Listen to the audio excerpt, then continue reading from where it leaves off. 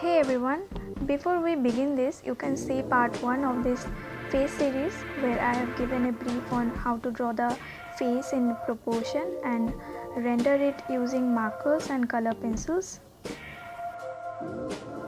Before we begin coloring, it's important to know how to mix some basic colors to get multiple skin tone options. I start by mixing the burnt sienna and yellow ochre together. There is no certain proportion in which you want to mix them.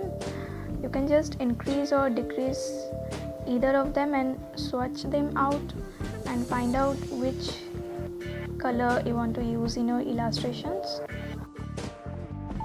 Now you can use either carmine red or scarlet, whichever you have, and try mixing it out, and you can see that it will form a skin tone towards the reddish side, and mixing a little blue to your color will give a little darker tone.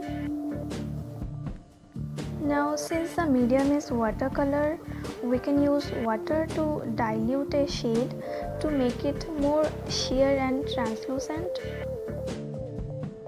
So that's how you can use water even to create multiple shade options from a single shade, and by using this 4 to 5 colors you can just create lots of shade and swatch them out, and you can have your own shade card.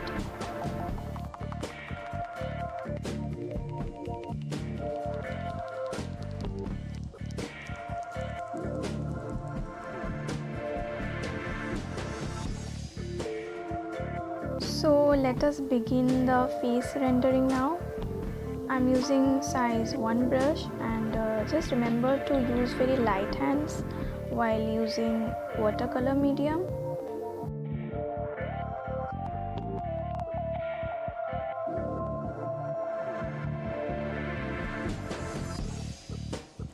For sculpting the face, the main trick to remember is darken the sides and highlight the middle of the face, like the forehead, center of the nose and the chin, because that's where your light source would be falling if it's a center facing face.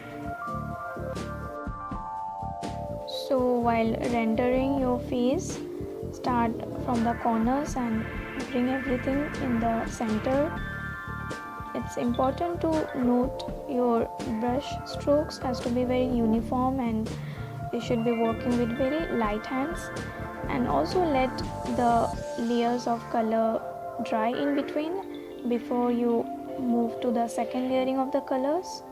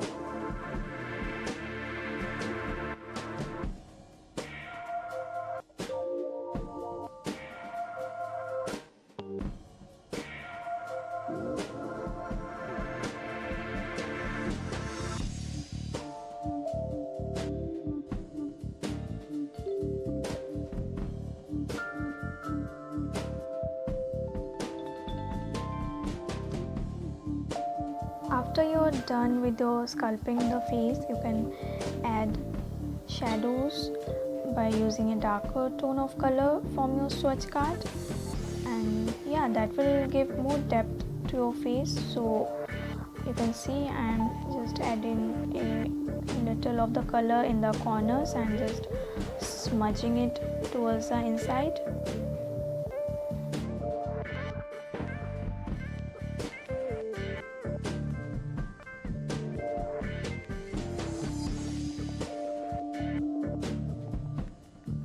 Also, don't forget to apply shadows below the face and contour the neck as well.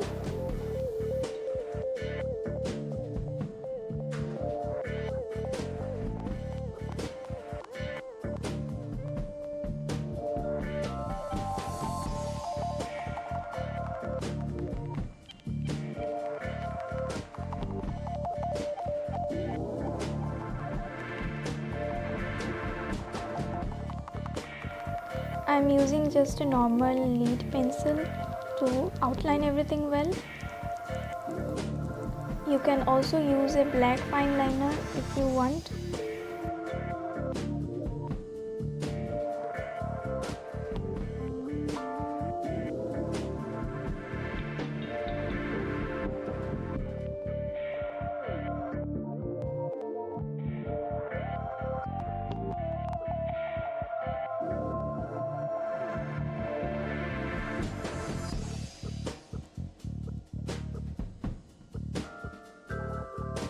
I like defining the eyes with a black fine liner because I feel the eyes should be the center of attraction in a face.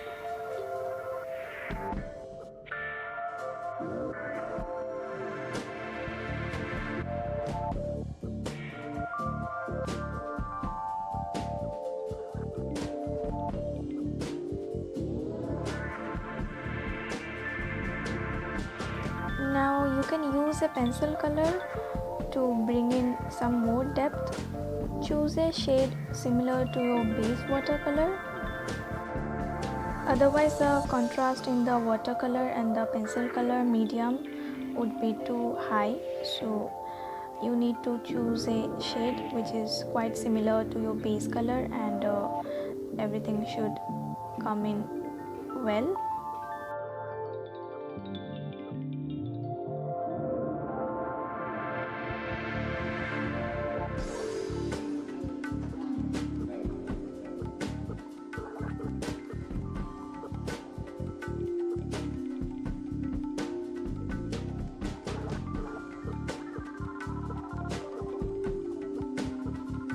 With watercolor you can also get multiple options to choose from for your lips by mixing the colors available. And yeah, you can use watercolor medium for your lips as well, or you can just use a normal color pencil or sketch pens for the lips.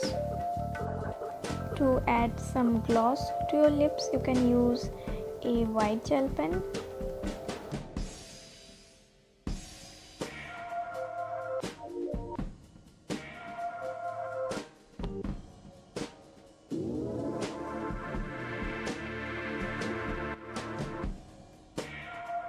I hope this face series was useful enough to understand the basic of sculpting the face and adding the shadows and highlights. I hope everybody is doing well, and please take care. And yes, see you in the next video. Till then, take care.